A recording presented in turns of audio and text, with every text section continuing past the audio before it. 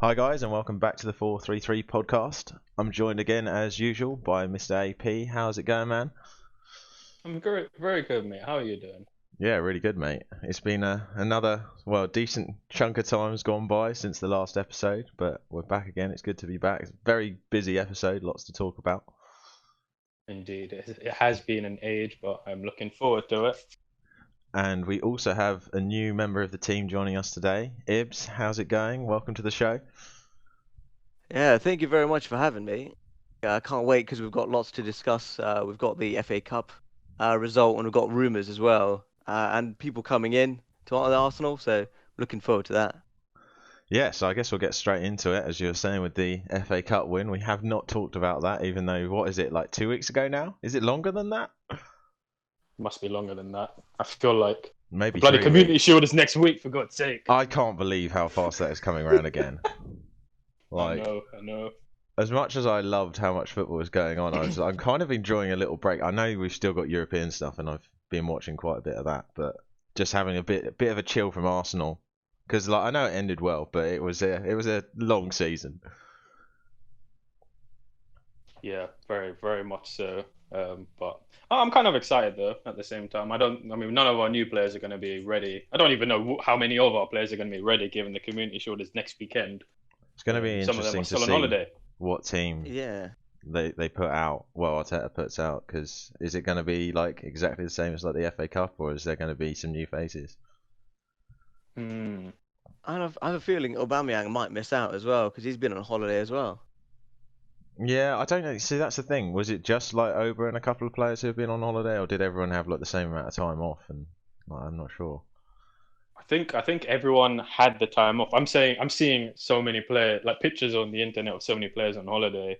And if Aubameyang was in France, for example, so when he comes back, he has to quarantine for 2 weeks. So I mean, he, he's he was he's definitely not intelligent playing. about it, because unlike Mr. Harry Kane, who's now trapped in Barbados or whatever it is, that is Mykonos, absolutely mate. hilarious.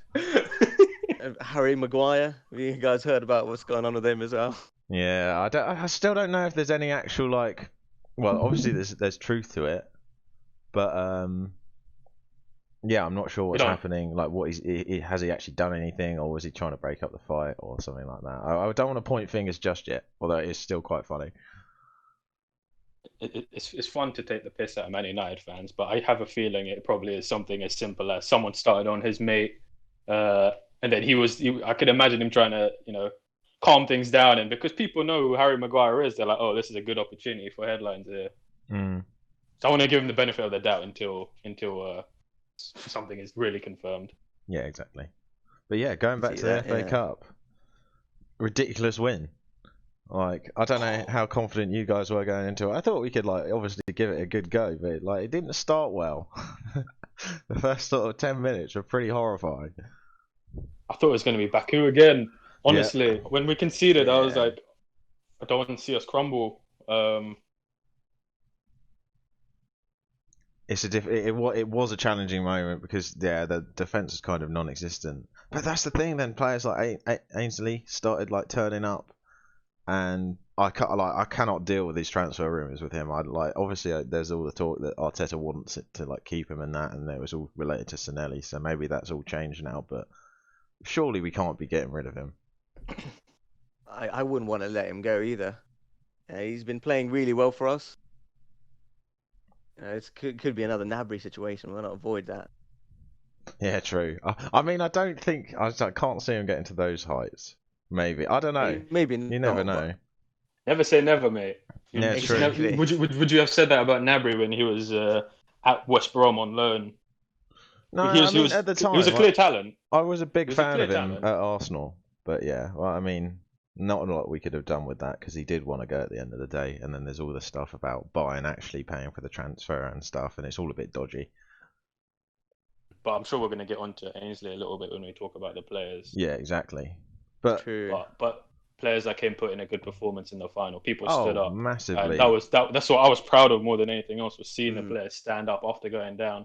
In I seasons think gone by, including last year, we crumbled, but we we, that we, is we the made big thing ourselves that known. Arteta definitely has done, is he's just instilled whether it's a level of confidence or not, but just the players are way more chill. Like if their goal goes in, they won't change their game plan. They'll just they if anything they upped a level, didn't they?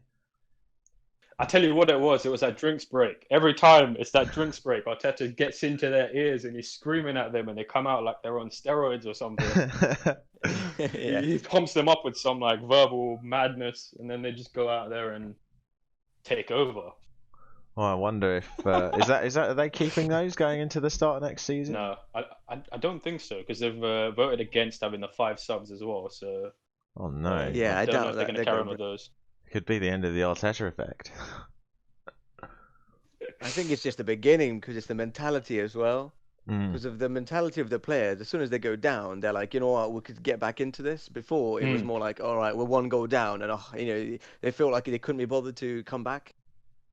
Yeah, well, they kind of just thought, oh, we're already kind of screwed here. I mean, like there were times when we did like under Emery where there was a bit of that in the great unbeaten run, but It's true. aside from that, yeah, it's been a rare thing to see at Arsenal, and there's a cultural change going on for sure. Now the thing is, all these players have won something for the club. Using that determination and fight, that winning mentality is there. So Yeah. I'm hoping Absolutely. that can carry on. Well, that's the I thing think because that's going to be big. Aubameyang he won us that trophy. There's absolutely no doubt about it. I think if anything, his the end of this season since the restart was like that was peak Aubameyang at Arsenal. I don't think he's been any better at any other time. He's just unbelievable at the moment. Forget Arsenal. I think that's peak Aubameyang like ever. I'm just saying. If Yeah, you talk about the without a run, the doubt. way he was winning games, the types of goals he was scoring, It was just was outrageous. just unbelievable. Like that. Yeah, no, I don't. The last goal was just the cherry on top of the cake. It was. I could watch that over and over and over again and never get bored of it. It's just phenomenal. That evening itself, I watched replays of that goal. Like I was lying in bed, just like, oh god, just watching the same goal again and again. It's so funny though. I don't know. Have you seen the kind of clips from when I think it was one of those videos they put up where it's like all angles and you can hear like I think it's Jorginho saying to Zuma like, "Don't let him get onto the right." So he just sort of flops in that direction and then Aubameyang just has him for breakfast. It's just the dink as well. Like he had about a second to process all of that and execute it, and it was absolutely perfect because that's his weak foot as well that he did most of it with. It's outrageous. It's too much, but yeah, Ibbs, do you think he's going to sign the team? Oh, that is debatable. Well, to be honest, it's not much of a debate because he's wearing Arsenal gear on his holiday. He's got everyone, pictured in his family wearing Arsenal gear and he's tweeting all of these things saying that he's going to sign the team, but it's just a matter of time. Yeah, I mean, just looking at Arsenal's posts on the bloody Facebook account and Instagram and stuff, it's every day they're putting up 2 or 3 photos of Aubameyang. I just can't. Yeah. I can't see it not happening. Did you see yesterday?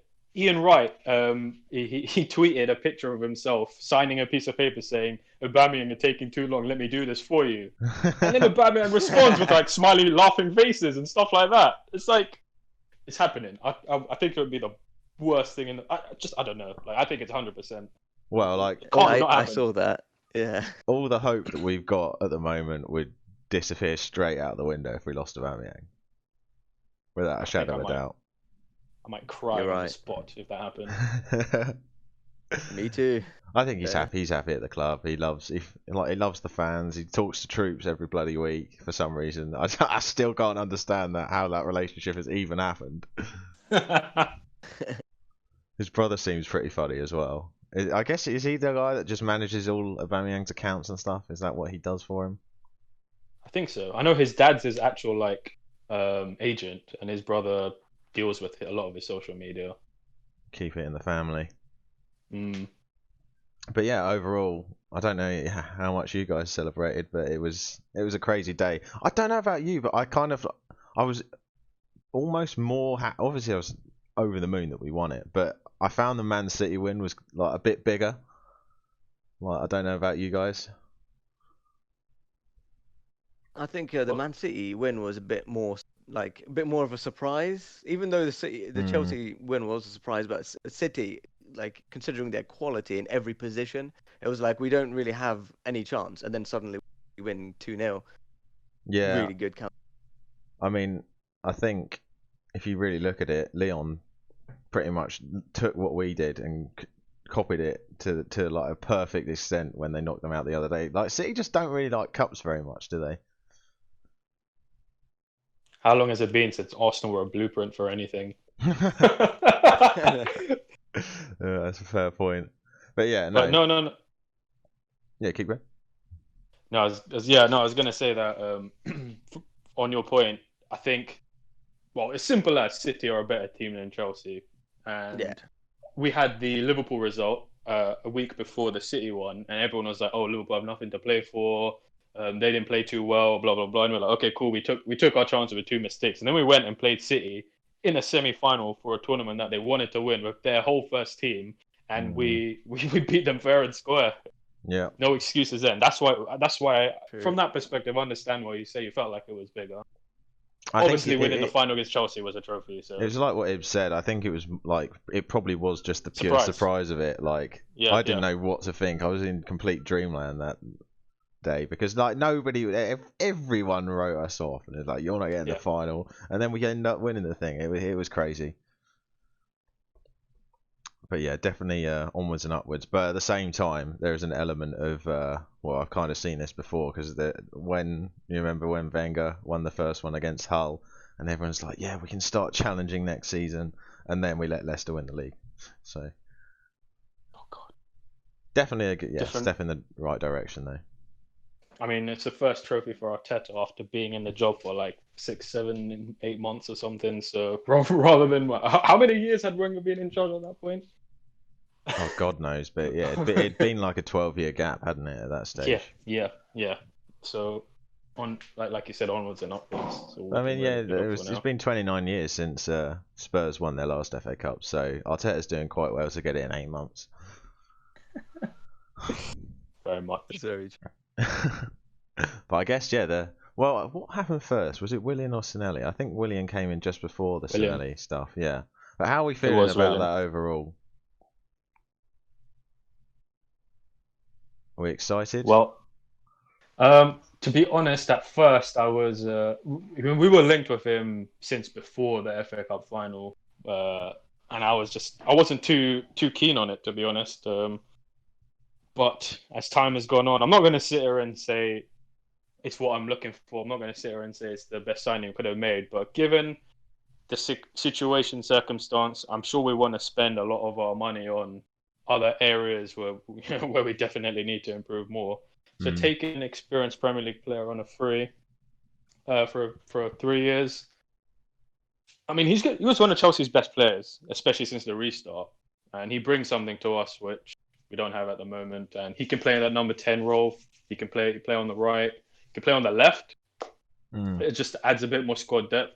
And given Martinelli's out till December as well, so let's not forget having the extra player who can kind of fit in either side or behind the striker. And he's like I was saying before, he's an experienced player. It won't take time to settle in. He lives in London. He's been in London for 7 years. His whole family's here. There's none of that. He's got friends at Arsenal and David Luiz. So Yeah. in the end, taking everything in consideration, it's not bad business. It can't be the only business, but it's not bad business. It's not a bad start. Ibbs, what are you thinking about it?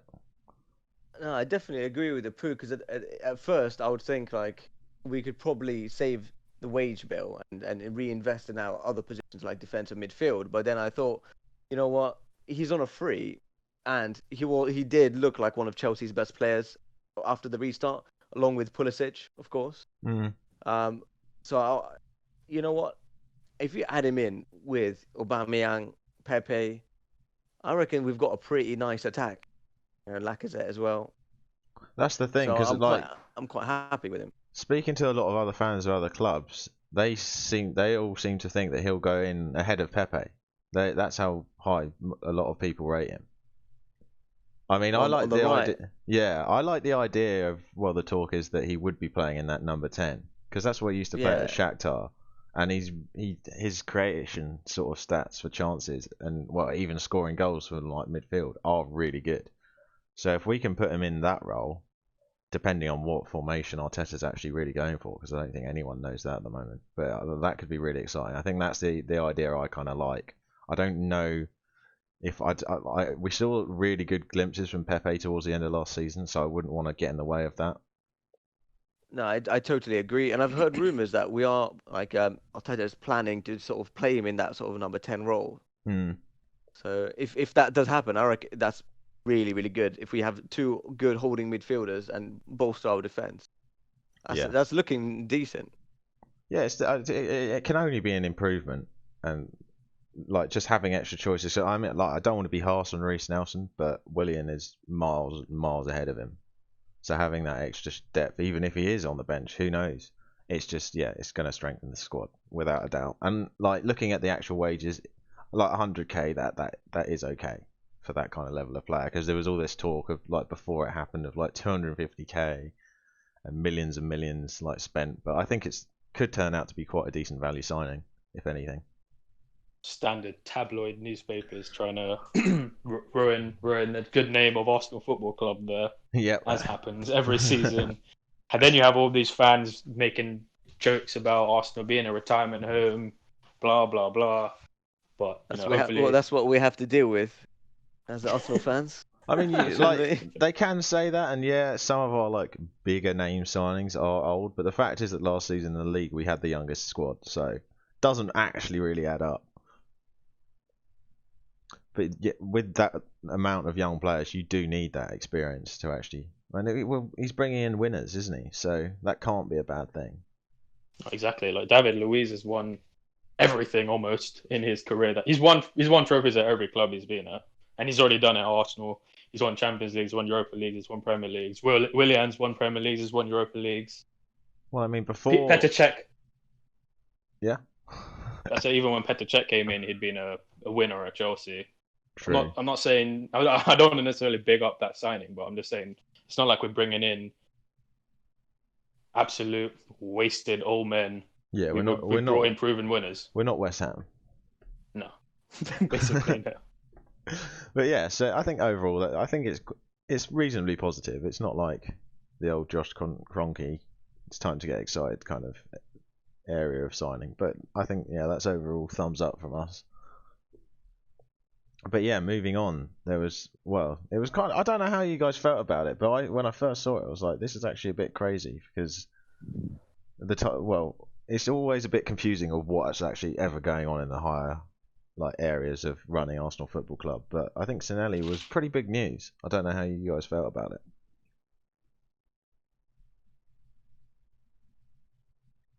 Yeah, I mean, I was hearing rumors a couple of days before, but I completely dismissed it as just that, rumors. And then when it got announced, I was like, whoa, because he's not, he had a very, very important role in our team since Arsene Wenger's left. The whole shift that they had after he left last year, not last year, but when Arsene Wenger left a couple of seasons ago, and they brought in Emery, the whole restructuring of the management, he almost became the face of management at the club. Yeah.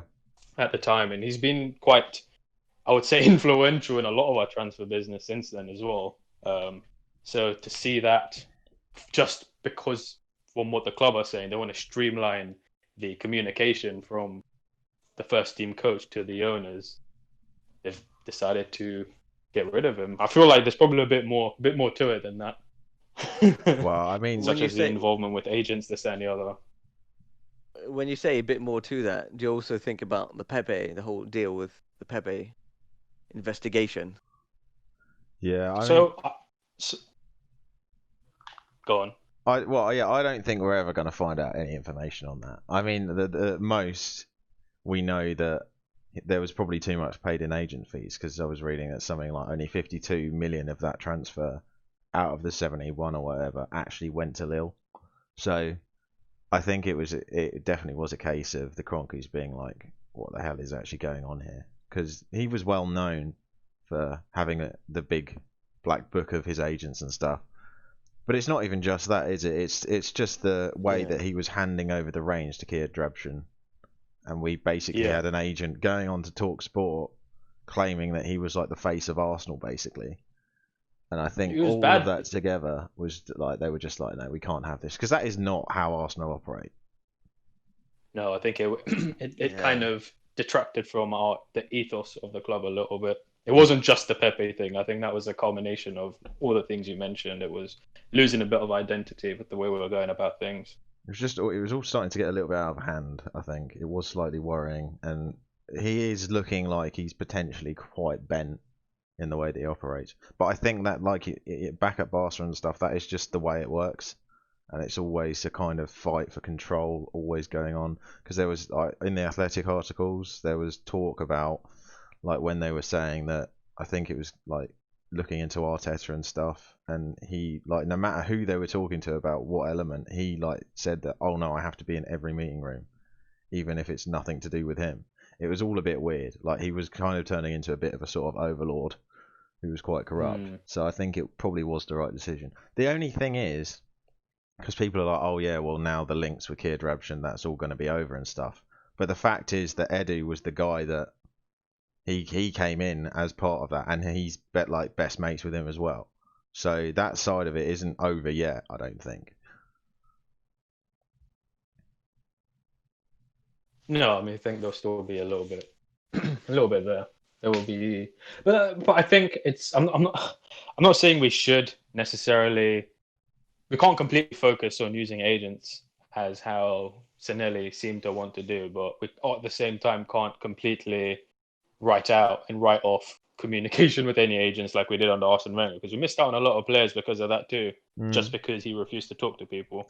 It's strange. So I think it's finding the balance. I feel like we've almost gone full circle in the sort of experiment of moving away from Wenger, because the whole talk was like beforehand that he's like, I don't understand why you have all these football directors and stuff. Like, what do these guys do?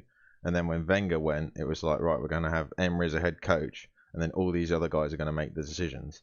And now we've gone back to Arteta having like a large influence on his transfers, and I can't see a situation where that's not a good thing.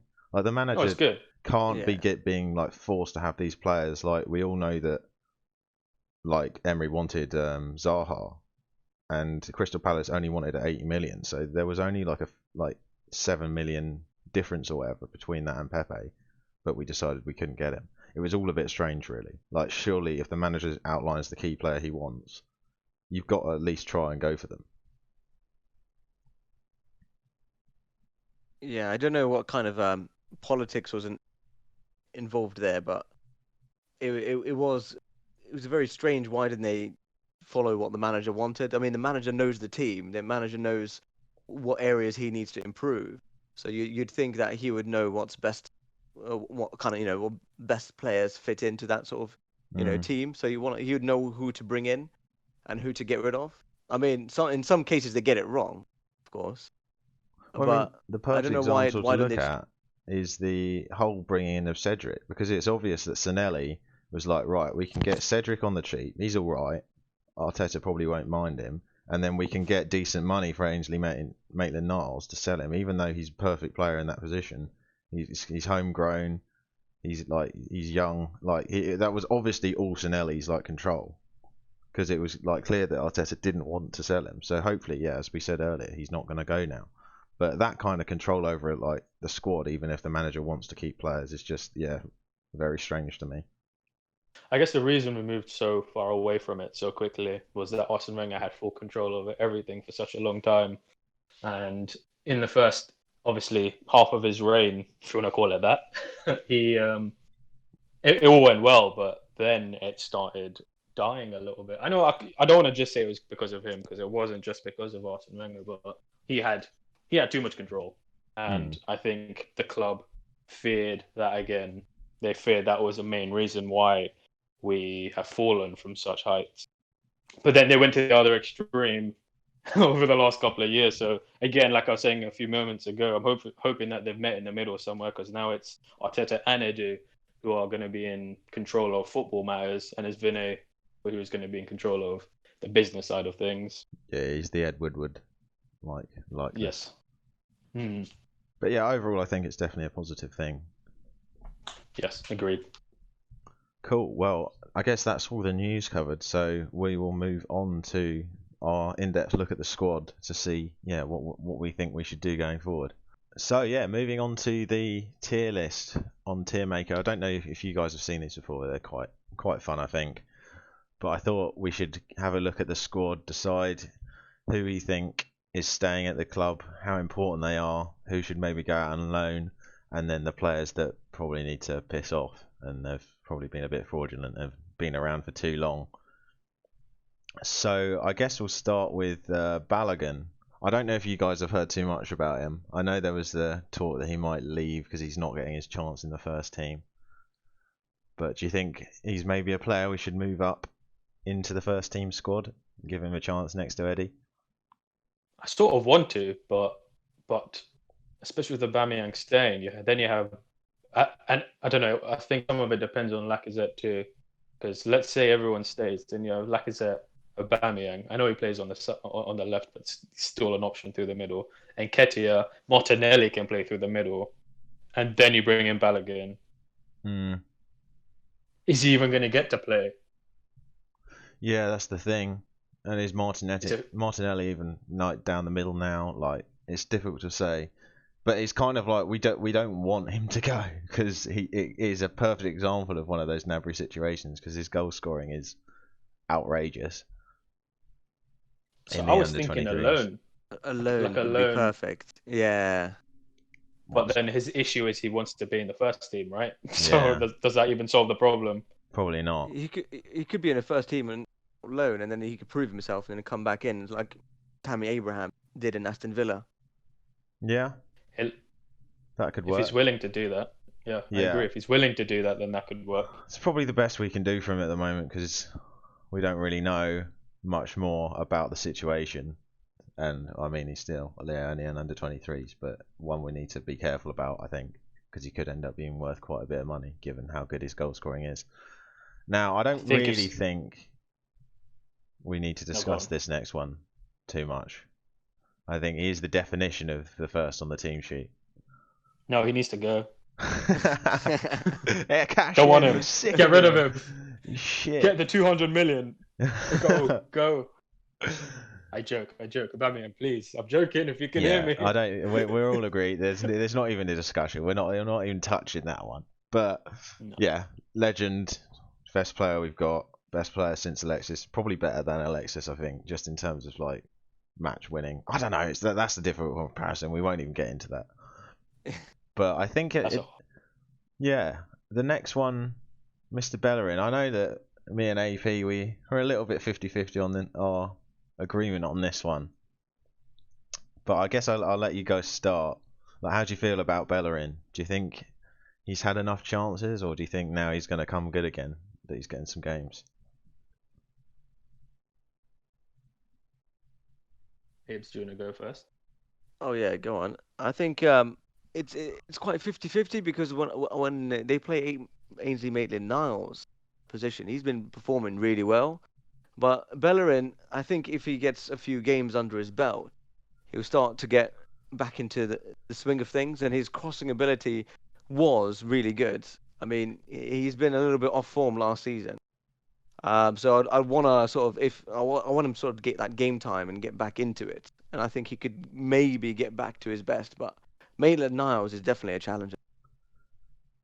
Yeah, Ibbsy, I know you're still obviously you said what you think. You think he's probably worth keeping, but Apu, I think you're in the same kind of zone, aren't you?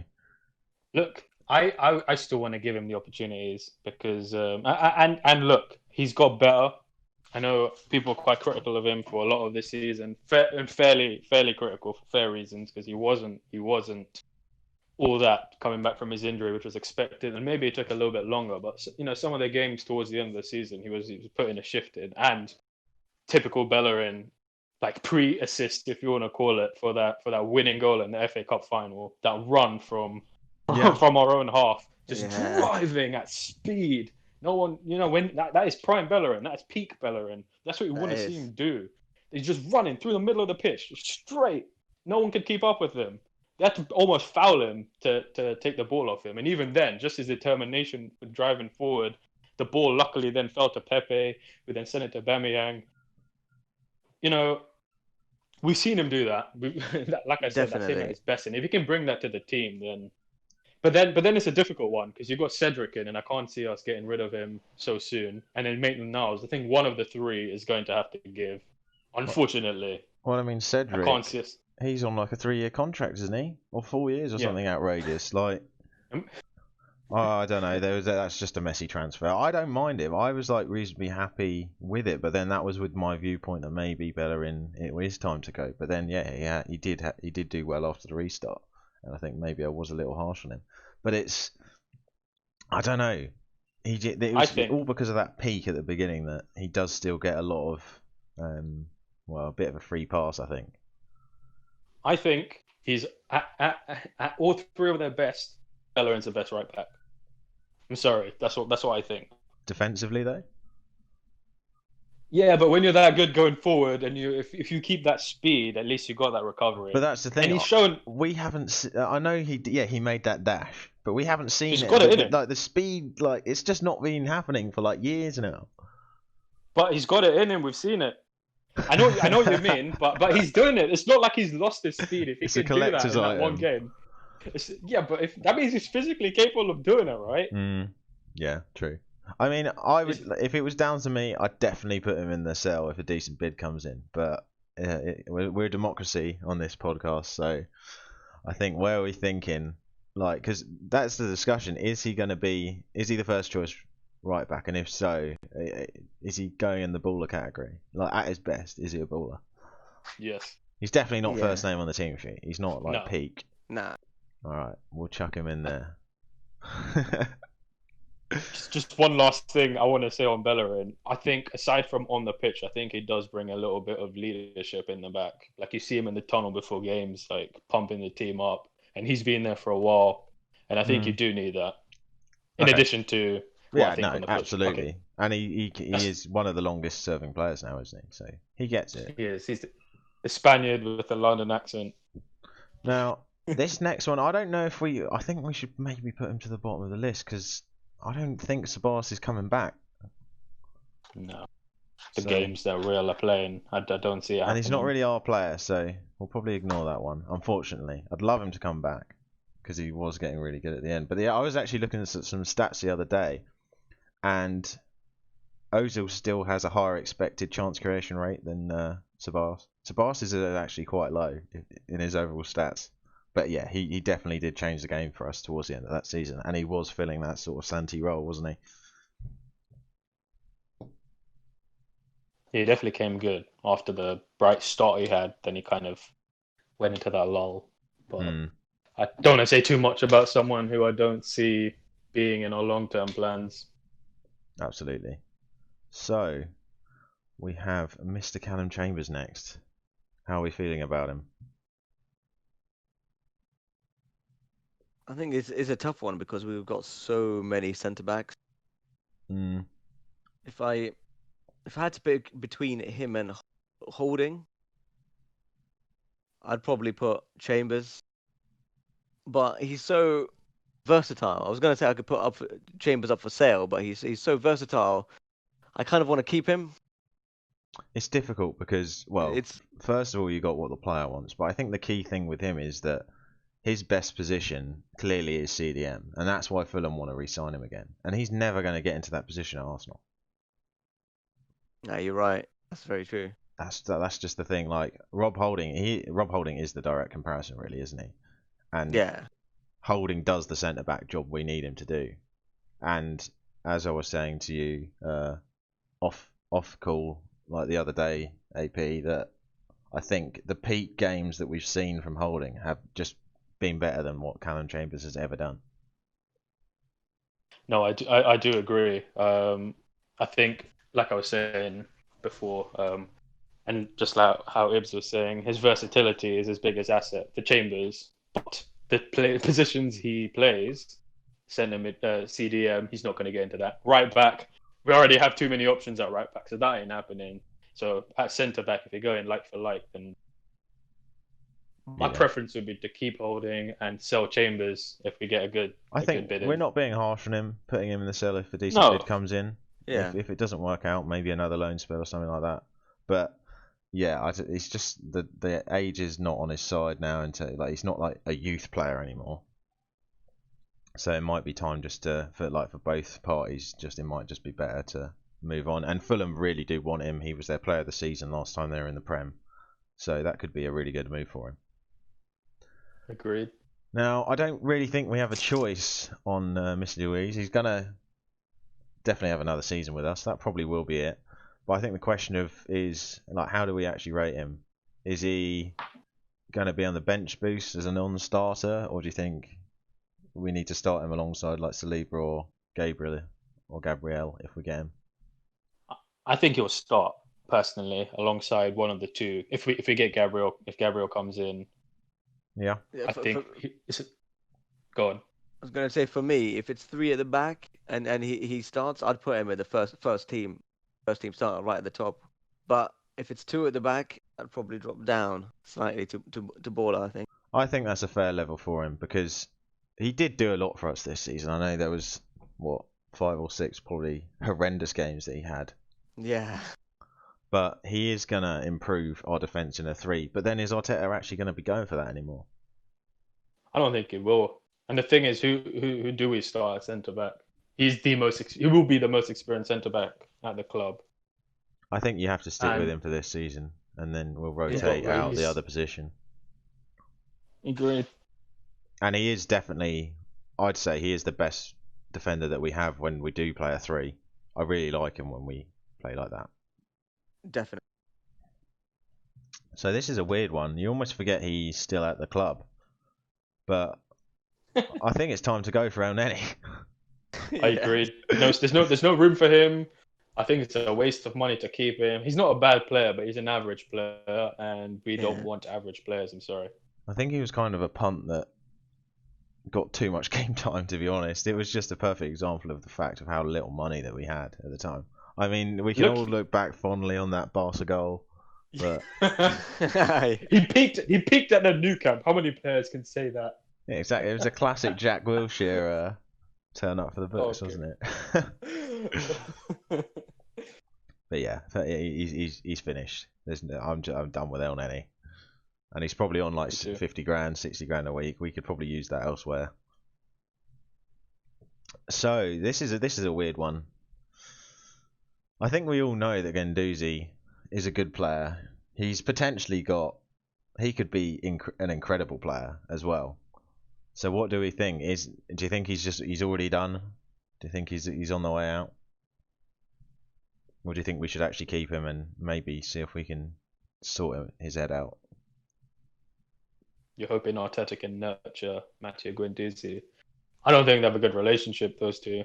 I don't think they can both be at the club at the same time, and I'd much rather have Arteta as our coach than have Guendouzi as our player at the moment. Oh, of course, yeah. He might become a great player in the future, but if that doesn't work at the moment, I'd rather not have that sort of friction in the dressing room, which will cause bigger issues at the moment. It just scares me Definitely. Because on his day, you could see him like becoming some sort of like 70, 80 mil value player, and we could let him go for a swap deal or like 25 mil or 30 mil just to get rid of him. That's the worrying part, I think. But yeah, Ibbs, what were you going to say? I think if it depends on the price, but because there's a thing, you don't want someone sitting there causing friction in the dressing room. You've seen it numerous times in different teams, like Bale, of course. You could see all of his fiascos, and Neymar always, making that dressing room, a difficult place to be in. So if you have a player doing that, it's not a good environment for the whole team, and it causes problems. So if it's a choice between them, if we get the right money, then maybe I'd say 40 mil minimum. Nothing lower than that. In the current market, we're just not going to get that, though, are we? I mean, the thing that scares me about it is that, yeah, we do want to get as much money as we can, but if Arteta is not going to play with like him in the team, we don't want 2 Ozils. Like, if he ain't going to play, we just need to get rid, don't we? Yeah.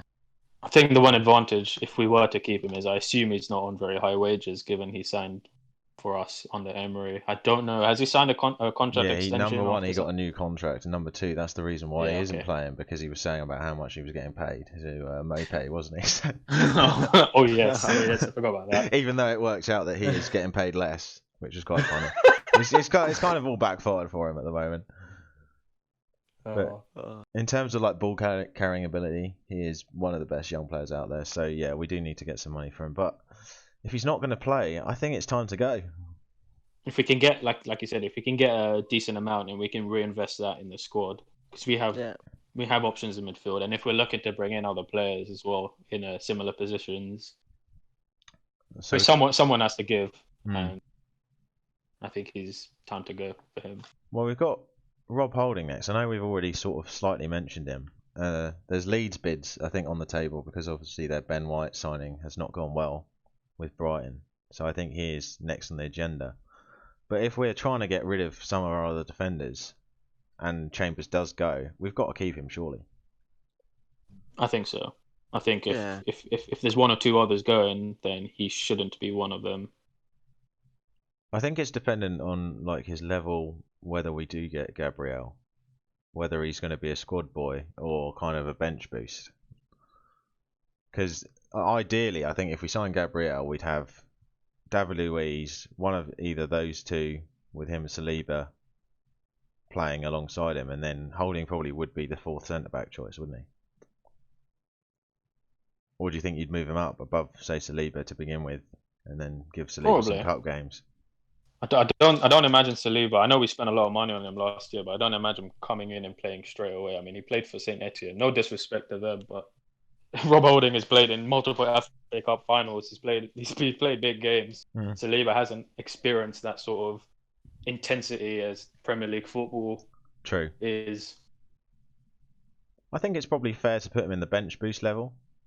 I don't think we've seen enough consistently to call him like a baller, and he's definitely not like a generational talent that needs to be at the top. No, but I I'd still like to see him play. It's just making that decision from the centre backs we've got on who's coming in, who we're actually going to back for the long term solution, really. And hopefully it will be Saliba and Gabriel, and then he could be the guy on the bench when we need him. I think that would be ideal. Now, probably the player that I'm most sick of at Arsenal.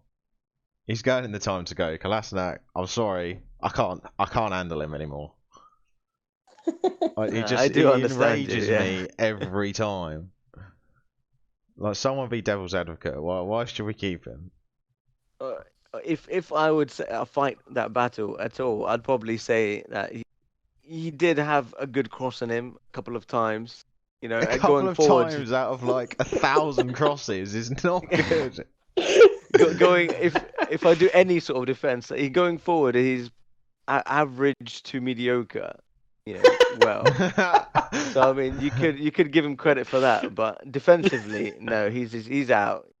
I think it was a valiant effort, Ibbs, but I don't think you've changed my mind. It's just the crossing's so bad. Even the ball carrier, like, he can't dribble, and he absolutely cannot defend. There was that. I think that period when we were playing him at wing back was probably the best time he had at Arsenal. Yeah, people were referring him. People call him like the Hulk and the Tank. Yeah, Thomas the Tank Engine, maybe, but not like.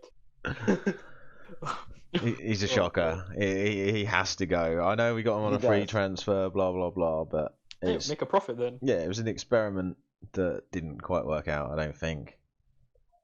And I think this maybe that will convince Ozil to leave as well. His protection, his bodyguard will be gone. Bodyguard's gone. So, Lacazette, I'm hoping that we'll all want to keep him. Are we all in agreement on that one? I think he should start. I think he's a starter in our team, and it's not just about like leaving. He starts. He will start up front. Yeah. Definitely. No one in the team could hold the ball up like him and get other players. That's the key thing about him, isn't it? If we like swap him out for like Nketiah and something like that, I like Nketiah, don't get me wrong, but the team breaks down a little bit in like the way we actually play going forward. He is so pivotal to what goes on, even though his goal scoring record isn't incredible. But then people rave about players like Firmino. But Firmino doesn't score goals.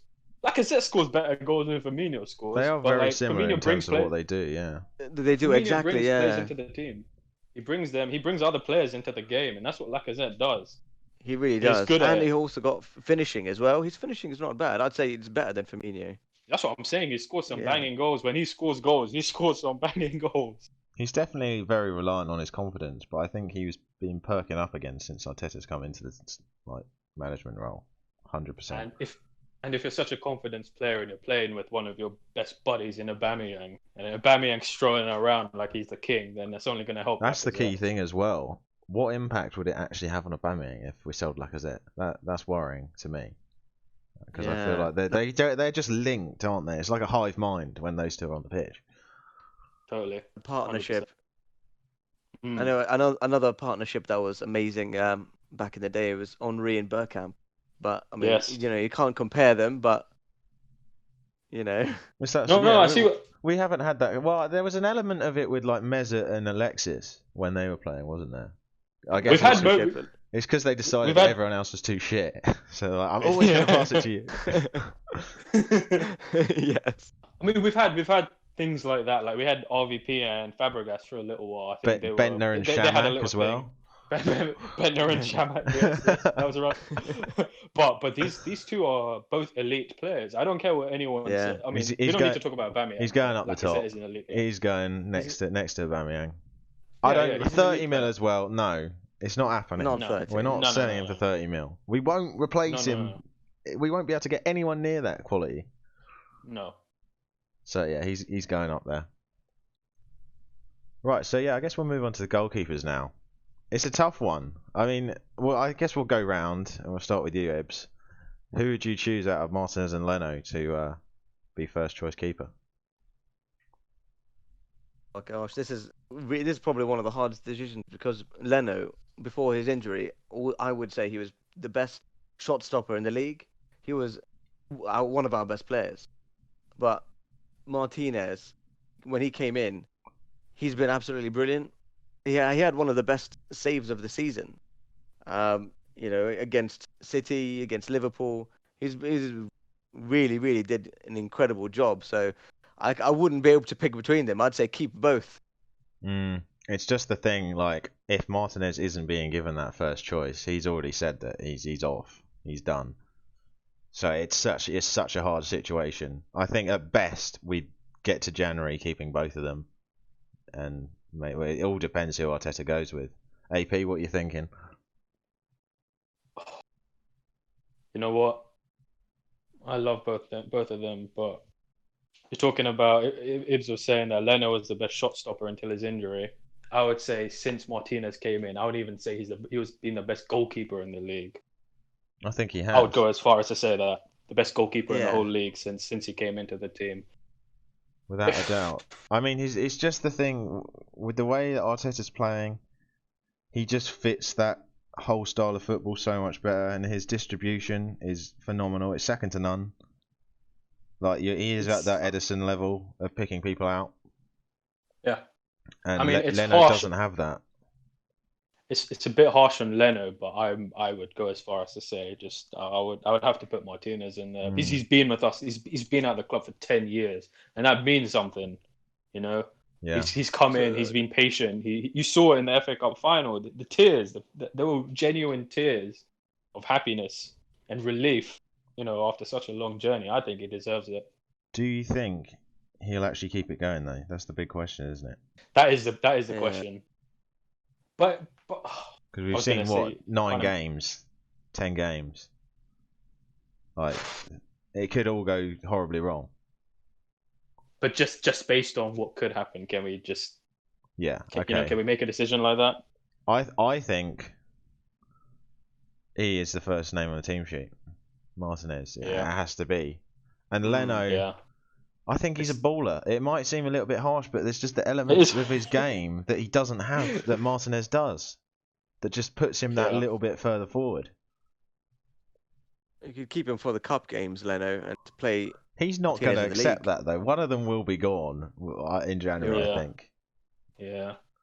That's tough. And that leaves us with Matt Macey. I don't know if you guys know anything about Matt Macy, but he did spend some time playing at Plymouth, and they thought he was absolutely shocking. So I have a feeling it might be time to get rid of Matt Macy. We have a couple of keepers in the youth team who I wouldn't be able to tell you their names off the top of my head, but I remember seeing a couple of their games last season, and some of them look. One of them is a giant. Well, I might be thinking of Macy there, but no. But one of these other guys is a giant as well. I think it is Matt Macy. He is absolutely ginormous. He's huge. No, I think he's probably the biggest man in at Arsenal. Aside Per Mertesacker, he's probably the biggest man in the whole of Arsenal Football Club. I don't know, man. But I haven't heard any glowing reviews from people who have actually seen him play. And I don't think we can rely on Macy. We'll just send him out on loans every season. Like, is there any actual point to it? Is he just like that backup if something does go horribly wrong and we have to pull him back? He's never going to be first team. He's our current Vito Mannone, third choice. If Almunia and Fabianski get injured, Mannoni's coming in. That's essentially what Matt Macy is. I think it's time to go. I think so. So Maitland-Niles, obviously there's a lot going on with him at the moment. I think we've all said already today that we all want to keep him. But how good actually is he? Is he a baller? I think he actually might be. And just the number of positions he can play. I mean, he has to decide. He can play either right wing back or left wing back, really, can't he? I think that's his problem. I know there's all the centre mid talk and stuff, but I don't really see him ever actually going there. When he has played for Arsenal in that role, he hasn't actually been that great, but he's just so combative but also so good going forward. I think we have to keep him, and I think he's in and around the first team, surely. If you talk about modern footballer, right, he has speed, he has athleticism, he's been at us since he was a little boy, so I think he's there. I definitely don't think we should sell him. Being a starter, I'm not entirely sure. It depends on our right back position. If Bellerin stays, I probably see Bellerin starting at right back. I don't see him starting over Tierney at left wing back or left back. Given I'm sure we'll play 3 or 2 centre backs, and Tierney won't be one of those 3 centre backs if we ever play a back 3. Given that we have left-footed centre backs. Yeah. So I guess we'll put him. He's a baller. But I think he is a baller. But then if we're putting Bellerin at first choice, then he kind of has to be on the bench, doesn't he? Yeah. It feels a bit harsh, but I think that's where he's got to go. If we're backing Bellerin. Now we've got the big one. Ibbs, what are your thoughts on Martinelli, man? Oh, Martinelli, he was absolutely on fire when playing back before his injury. So for me, he's a baller. Definitely. Absolutely. I mean, his actual goals to game ratio is the highest of anyone at the club. It's even higher than Aubameyang's, which is nuts. Unbelievable, yeah. He's just next level. I know me and AP, we've talked about him quite a lot in the past, but I cannot wait to see that boy back playing in an Arsenal shirt again. I'm just hoping the Brazilian, the Brazilian connection. I'm just hoping that his form wasn't just a flurry. I'm hoping that it's something which is real and it carries on past, when he comes back from injury. So he's got so much talent, like raw ability. He is, yeah. It's unbelievable. He came out of nowhere. He was playing. His drive he had no as well. pressure. No pressure at all when he came in. People are like, oh yeah, some random Brazilian from a random team. Played a couple of games, looked impressive in pre-season. Then he started just scoring mad goals. He's so good in the air as well for someone so small. I know. I don't know how he does it. He just wants to win. He's got that like Alexis sort of like fire inside him. You can see it. Yeah. Maybe it's a South American thing. I don't know. But like, maybe. He wants to win. So we calling him a baller. Yep. It's starting to see. It's gonna take a turn for the worse now. We've got some dodgy ones coming up. I think it's time to get rid of Mavropanos. Oh yeah, I don't see the point. He's never gonna play for us. I mean, what was the last game he played? It was that game away at Leicester where he just got sent off after like 10 minutes. I think that was his last Arsenal start. I'm sorry, he's a decent player, but he's only had a couple of good games for us, and now he's not even young anymore. Is he a decent player though? I don't- When I say a decent player, I mean he's an average player. He's Hmm. not decent. Okay, if you're talking about the standard we want to be, he's not that decent. I'm talking Yeah. like he's not a bad footballer, but he's not good enough for us. Yeah. No, I think. especially when you consider like Mari, Saliba, Yeah. all of these Yep. centre backs that are going to be so much better. Yeah. Yeah, And Time to Agreed. go. it is time. I think it is time to go for Mavropanos. Now, a bit of a weird one here. I'm just going to take it from a different angle. But now that we've got Arteta in the building, do you think it's worth giving Mkhitaryan another shot, or do you think it's No. all over? It's over. I'm sorry. Willian's come in. We have too many options on the wings. I don't see him playing attacking midfield because Willian's been looked at to play there. And we're clearly looking at other options in attacking midfield to come into the club. Mkhitaryan, it's time to say goodbye. Yeah, I That's mean, it. That's all I'm gonna I say. doubt I was too convincing with that one, but I don't know. There was a little bit in my brain that like maybe it could work, but yeah, we brought in Willian now. Like, I think it is time to go. What does Ibbs think? He had a little bit of something before he went out on loan, sure, and he's been all right. You know, out on loan, been playing okay, but as you said, we've got Willian, we've got so many attacking players. I think it's time to go to as well. To be fair, Like, the Premier League just obviously hasn't suited him. Every time, like, No. he was one of the attacking talents in Europe before he came to United, and it's just it never worked at either club. And he goes back and he's doing really well for Roma. I think that's good for him. But yeah, it's time. It'd be nice to get him off the books as well because he's probably on a 120 or something like that, maybe even more because it was all swap deals and free transfers, wasn't it? So it's probably it's just yeah he'll be happier. We'll be happier. It's time to it go. reminds me of Di Maria, but couldn't perform in the league. Now he's smashing it in the Well, Di Maria Liga. never even got a bloody chance to perform in the league. He was what, one season. Yeah, you're right. Like, They played him in the midfield three. yeah, it was all United weird. played him in the midfield three. Yeah, it Oh. wasn't his position, really, was it? The joys of Van Gaal. How we miss him. Now, Mr. Mustafi. Is the damage that he's done to the club too much to forgive at this stage? Or do we keep him around? Because I don't know, he's been reasonable for his level, but there's always the errors. I think you can probably get 15 mil for him.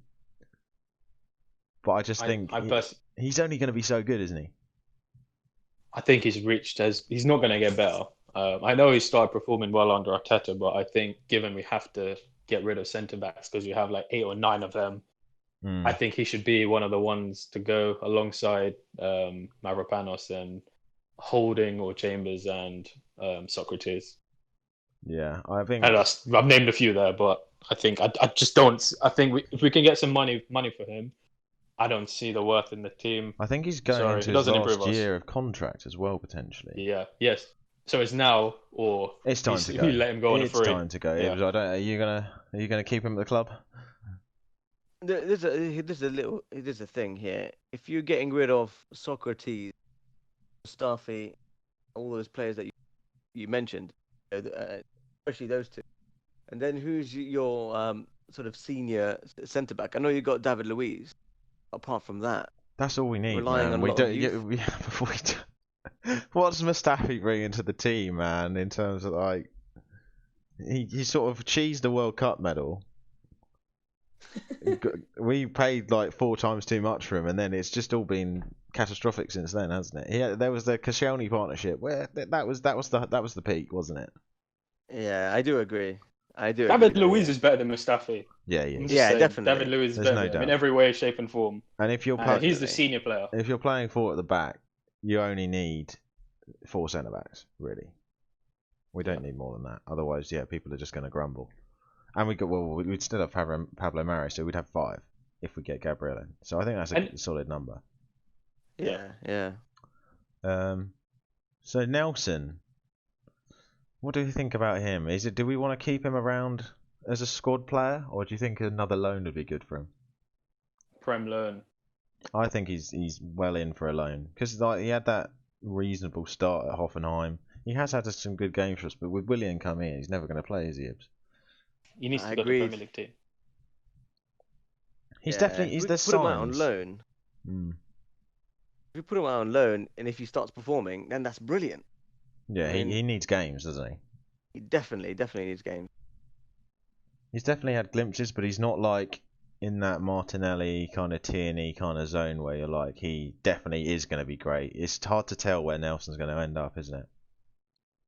Yeah, and with players like that, you need to give them time. And you know, like with Gnabry, I mean, you know, he was developing, and then suddenly developed into an excellent player, and that could also be Nelson, but it's too early. Hmm. Now just give him some game time, get experience, then we could see where he's at. He's got shades of Walcott to him. It's all about pace with Nelson, isn't it? Yeah. You know, if we were to send him out on loan, I think he needs to go to the Premier League team, but it needs to be. We've learned from Gnabry. We need to send him somewhere where he can be nurtured and grow and become a better player and play every game. Because I think he just needs to play more, and I don't think we can afford to give him that chance at the moment.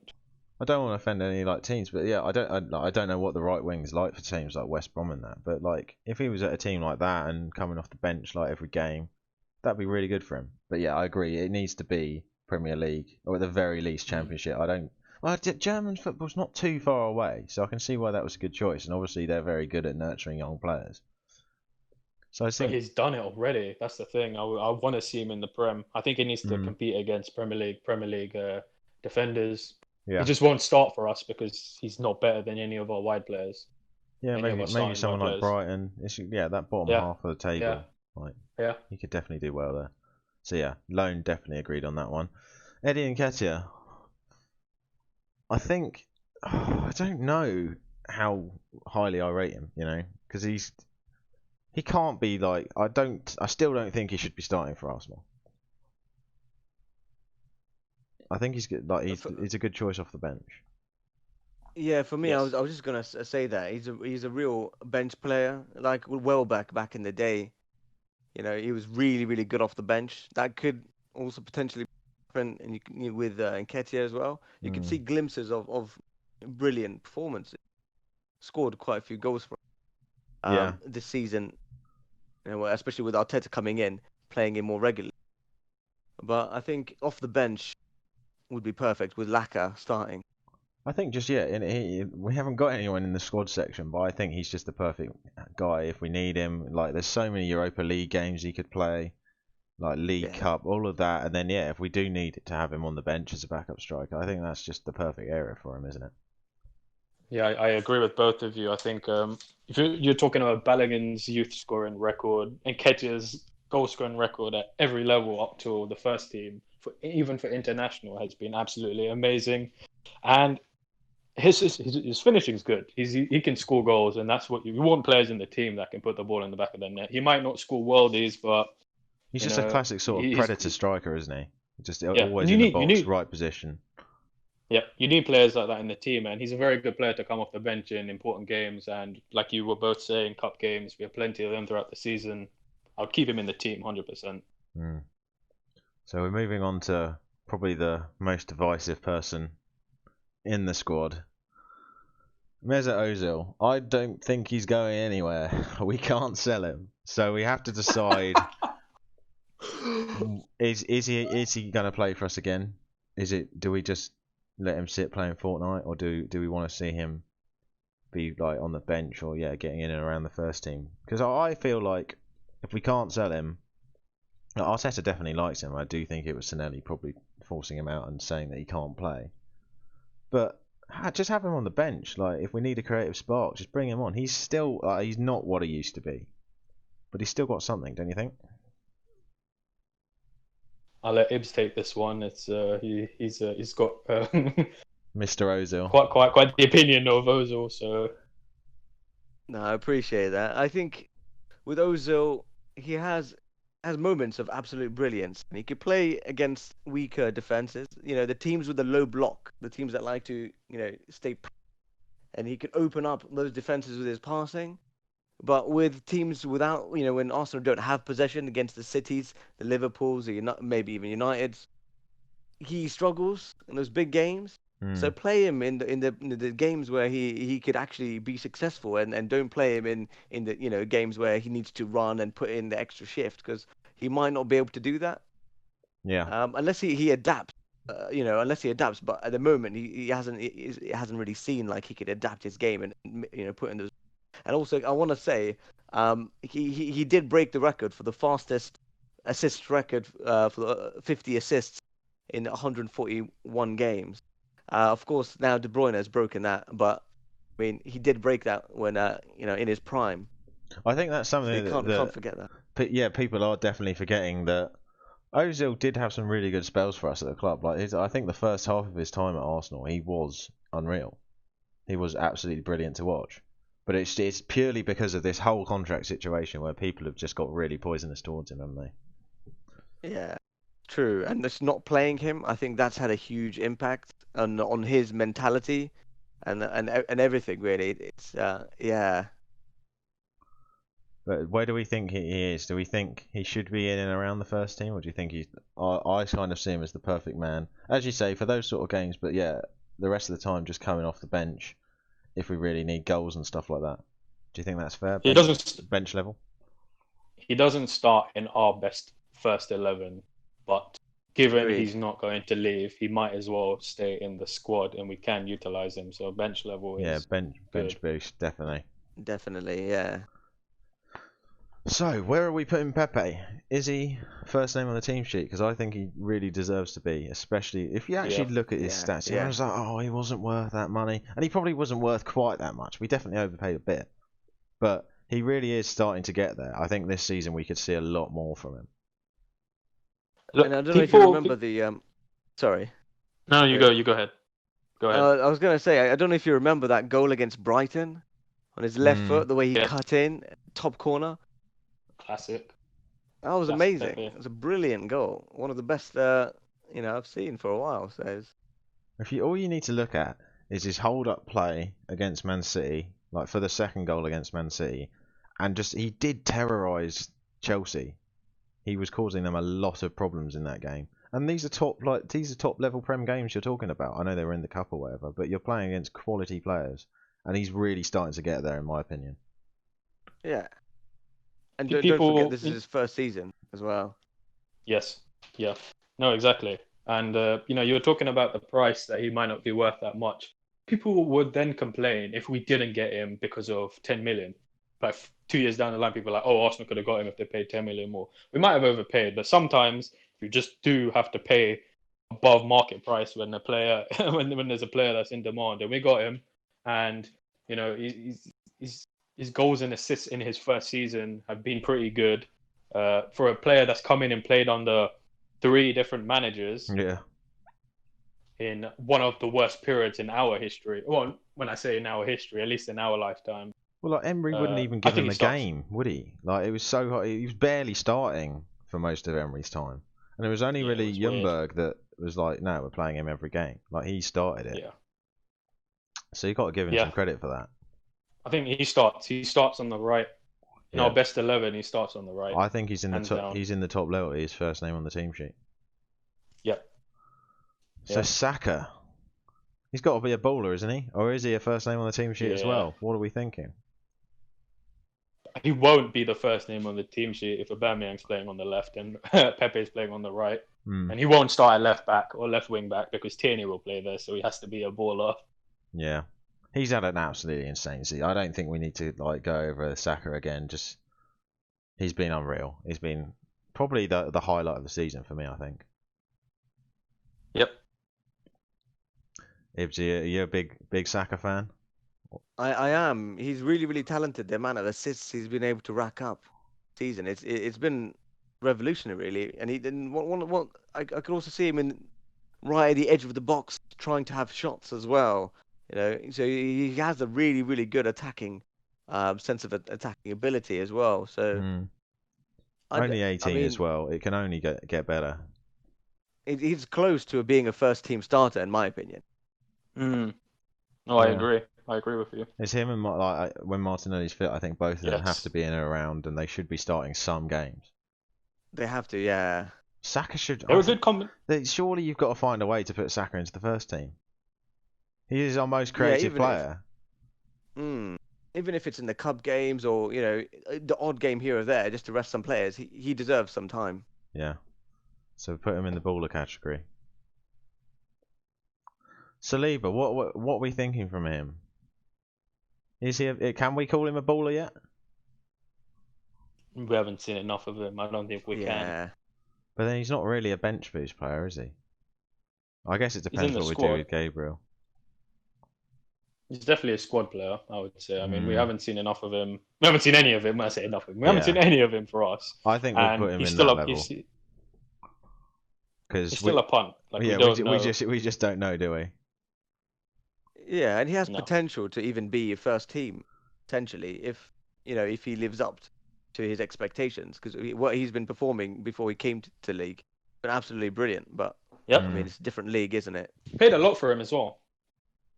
Yeah, we did. It was definitely top dollar. But then he is considered one of the best youth prospects, centre backs. Well, up there with anyone else really in the whole of Europe. So Really is, yeah. it's got to be worth a go. Smith Rowe, he's had a decent spell at Huddersfield last season. There's talk that Arteta wants to get him involved in the team. What do you guys think about him? Yeah, I heard Arteta wanted to keep him in the team this season. I don't have any issues with that. He would be good. He's another player who can play a lot of the cup games, Europa League, Carabao Cup, FA Cup games, and another option to have on the bench. See how he goes, and maybe start getting him involved in some of the games against the lower half opposition.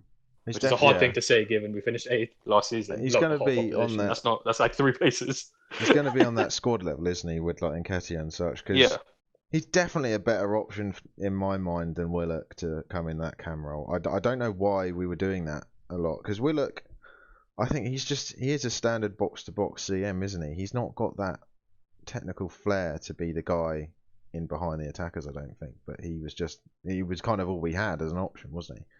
But Smith Rowe's surely better for that. When Willock was played, it's exactly what you said. We didn't have much option. I mean, we had Ozil, but he wouldn't put in the extra shift where Willock would actually have that ability to go forward and back. So we had no option. We had to play him. But Smith Rowe, I mean, give him a couple of games, and if he plays well, he could really solidify that position. Yeah, I think we'll chuck him in the squad. So Socrates, is there any hope for him, or is he already gone to Napoli? He's gone. He's finished. He's as good as gone. He's as good as gone. He's been good for us. I hold nothing against him. I think people are harsh about him a little bit. I think people are quite harsh on him. Obviously, Arteta doesn't want him. I think he's been good for us. I think he has been solid. I think, if anything, under Emery, he was our most solid centre-back. It's not a high bar, but he definitely was the best that we had for a while. Nonsense. And, his performance against Tottenham in that 4-2 at home last season was a highlight for me. Yeah. I know we conceded 2 goals, but generally as a performance, there's a picture of him standing over Harry Kane, who's sitting on the floor with his arms stretched out. I sent that to my Tottenham fan friends as a Christmas card last year. Oh yeah, I think. Anyway, yeah, no. I think but that was the story, wasn't it? Because I edited that photo to put Christmas things on it. I think I sent it to you guys, and I put it all around the office because for some reason everyone that I know at work who likes football seems to be a Tottenham fan. I mean, they all just appeared over the last couple of years, but that did end up backfiring quite badly when they were playing when they beat us the game afterwards, because my entire desk was just converted into some sort of Spurs shrine, which is quite horrendous. I might see if I can put that photo up on the screen actually for everyone to see, because it was quite funny. I'll see if I can find both of them. But yeah, no, good times all around. So it's probably, we're getting into the end of it here. 4 players to go, although I think Murray doesn't seem to be on this tier list, so I don't know what happened there. But I think he's in around the squad as well. I don't think there's a lot more we can add about Murray, because we've seen him for about 30 seconds. Yeah, I mean, he's looked decent when he's played. But yeah, like you said, I haven't seen much. So the next one on the list is Tierney, and I don't think there's you can only give him high praise. He's got to be in the first name on the team sheet. Yeah, He definitely. has been such a breath of fresh air with the left backs that we have. I know Nacho, he was good and bad. Like Nacho, I think he was decent overall, but he's nowhere near on the Tierney level. I think Monreal had his times, but when he was getting aged, now he's 30 plus. Kolasinac, we never really had a really solid left back. Now Tierney's come in, Scottish #1. He's obviously even beating Robertson for that position. You know, he's really really talented, man. He's really really talented, I think. Well, going back to what you said, I don't know who was our last solid left back. Clichy? Clichy, yeah. I was going to say Clichy. Is that as far back as we're going on this one? I would personally go for Ashley Cole. Clichy was good. I know Clichy was good. I don't want to badmouth him, but Ashley Cole was. I think it's quality. hard. It's hard to put him near the Ashley Cole level though, because he was the best left back the in the world, wasn't he? I still think he's the best one since Ashley Cole. I think he's better than Clichy. I know we've only had him for a season, but just looking at him, what he brings to the team is something I think that's probably we fair. haven't seen in years. I think he's a better player than Clichy. I'm just gonna say it. Yeah, no, I think that's fair. I get that. But yeah, he has to be in that top tier. I think 20. I was so excited when we got him because I do like my SPL stuff, and he was such a great player. I think Pepe, everyone knew he was a great signing, but Tierney I think was the most exciting one for me, and it was so hard to see him getting injured, and he had a tough start, didn't he? No, he did. I feel bad for him. But I think he's come past that now. And yeah, it can only be good news. So it's a weird one next. Lucas Torreira. I think he's probably on the way out, isn't he? From all the rumours, I think so as well. If we're bringing in someone like Partey, then I don't see Torreira staying. He doesn't, from what I'm hearing, he just doesn't sound too happy. Just generally, he sounds homesick from what I'm hearing. He's just not settled how he would have wanted to. If we are bringing in Partey, then goodbye. He's not getting that much out of Arteta either. It's just not quite worked out for him. He was another Emery man. He has been injured. Yeah. He has been injured though. People forget. He has been injured for a long time, which is why I found it weird when he had that interview recently where he was like, we'll see about my future. I just want to play games, and it's like, mate, you were injured for half the season. Yeah, that was a bit of a weird one. I think he's in that cell if the decent bid comes in, isn't he? Because it's I think we have. If it ends up we don't get Partey. Yeah, it's just depending what's happening in the transfer window, isn't it? Yeah, I mean, regardless of yeah. I wouldn't hate it if he's there for another season. If we can just actually get some more game time. If Sabas can't come back, we just got to see how it plays out, really. But yeah, I think we're leaning towards the sale. But it's not like with the other guys where it's like, please go now. No. It's a 60-40 one. So yeah, we'll put him in the we need to get decent money for him. We're not just saying anyone please take him for whatever we can get. Willock. I think he's due a loan. I'm still not entirely convinced that he's that good. Is that harsh? Yeah. No. I think a loan. I think he needs games. It's similar to what we're talking about with Nelson. I think he needs games. I think he's a good player. I think I've seen good things from him. He's had good moments in games. He's been used in a very weird way. In the last part of the season, I don't not that I have anything against Arteta's decision to use him. He was coming on almost playing false 9 in some games, coming on for the striker and playing a little bit behind the wingers, sort of just closing out games. And I think he needs to play more. But again, like I said, similar to Reece Nelson, I think he needs to go to a Premier League team, bottom half Premier League team, and just play a bit more. Do you think the loan's fair, Ibbs? So what I could see from Willock is some glimpses, and I'm not saying he's there yet, but I could see some glimpses of that sort of Aaron Ramsey sort of attacking, but could also do some sort of defense as well, that sort of box to box centre mid position, but Yes. he's not there yet. He really needs game time, so definitely a loan would be great. All right, we will chuck Yeah, him in agree. there. I think, well, before we get to the last player, there's also Cedric that is missing from this list. So, is it fair to say that he's our third choice right back? Yeah. It's just a Yeah. random one, isn't it? Like, well, I think it all goes into us probably originally going to be selling Ainsley Maitland-Niles, but if that doesn't happen, we've got a bit of a strange thing on our hands, really, don't we? I mean, if it wasn't that we brought him on a loan in January and then signed him up to a deal before the end of the season, I would have just been like, don't sign him up. But he's here, and there's no way we're gonna get rid of him. No. Unless in some weird way, shape, or form, Arteta is planning to use Ainsley Maitland-Niles in midfield and then actually keep Bellerin and Cedric as the two right backs. I don't know. I have no idea. It's I a wouldn't strange start one. Cedric. Cedric isn't the first team on the he's sheet. in the squad section, surely. Yeah. So, well, we're getting to the man that probably had the most roller coaster season. Is the last man on the sheet, Granit Xhaka. Where is he in terms of the team these days? I would put Personally- him. Yeah, go on. You go. I'd personally put him near the first team. I mean, he came back from all that controversy so well. I mean, he was handed the captain, taking that away from him, and then he came back, and he's demanding in the midfield now. He's telling people, where to move, get into the right positions. I think he's up there near the first team. Well, I don't think there's a doubt that we could do better than him, but he is definitely. I think he's playing now the best he has done ever in an Arsenal shirt. Definitely. Like Arteta's me- just tweaked something in his brain, hasn't he? To me, he starts. He's a first name on the sheet. First name on the team sheet. I think you can't at the moment with the players we have.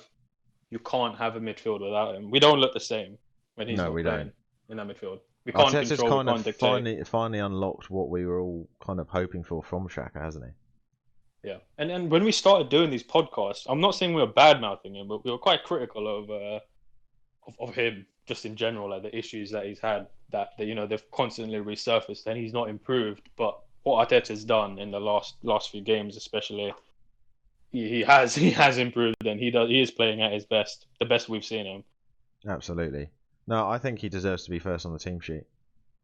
I would just like to see some more 30, 40-yard rockets from him, like we did in his first Yeah. season. I want to see some more of that. I think did he score one goal this season? I think he did. Was it I against? believe so. Was it against Sheffield? I can't remember who it was. But no, he's. Do you remember that? Since the moment. Do you remember that free he's done great. kick? The free kick against Crystal Palace last year. Yeah, Ooh. absolute Ooh. belter. He can catch a ball. There is absolutely no doubt about that. He just doesn't really pull the trigger enough. But I think that's good because No. he's always looking for the right pass. And he normally His makes passing it. ability is great. Yeah, he's got Yep. the best, I think, passing left foot in the league out of everyone playing, probably aside from Ozil, but we haven't seen it from Ozil for a long time. Don't bring that up. Yeah. No, we've done Ozil. Ozil's finished. But I think that's it for the tier list. I think it's pretty fair all around. Obviously, there's a couple of people that aren't actually there, so the squad looks very thin at the moment. But we haven't gone crazy and sold everyone. I think it's fair all around. I still don't. I think the most contentious area is the right back. Who's going to play there? Yeah. What's going to happen? Who is the best And one? goalkeeper. Yeah, And goalkeeper. who knows? That is not a decision I would like to make. No, I would hate to be Arteta. Just to make that decision is. Oh, But yeah, I mean, we're not going to get into the speculation of what players are going in and going out because I'm kind of getting sick of that at the moment myself because there's so much in terms of the rumours right now and in terms of the couple of players like Gabriel, and it's not changing at all. So I think it's probably a really good place to wrap up the episode. So thanks very much, you guys, for joining. I hope you enjoyed your first episode, Ibbs. I really appreciate that. And it was really great to be on. Thank you. Absolutely. And Apu, anything you'd like to say towards the end? not much. It's been a great season. Not. I'm joking. It can only be better. It can only be better. You have to hit rock bottom to make your way back up. We haven't quite hit rock bottom, but for our standards, we have. But no, it's been good. It's been good. Been good talking to you guys. Yeah, about I think we'll our definitely do season. some sort of predictions episode, for not just for Arsenal but for the whole league table. I think that could be good fun. But yeah, I hope you guys enjoyed the show. Please like and subscribe, and we will see you again soon. I promise it will be sooner than the last one.